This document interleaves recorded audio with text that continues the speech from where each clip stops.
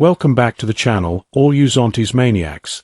If you're new to the channel, this is the only place on YouTube where you will find all you need to know regarding looking after your Zontes ride. Please like and subscribe and hit the bell notification so you don't miss out on new content uploads. So let's dive into this video. So, you take off your front sprocket guard and think, why is that washer bent? Well, it's there for a reason. Behold, the front sprocket locking washer, smaller than your last WhatsApp notification.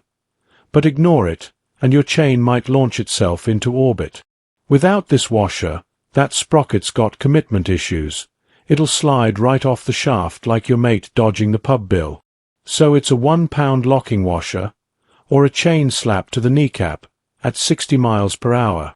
You decide. So yes, lock it down. Or prepare to be unlocked by physics.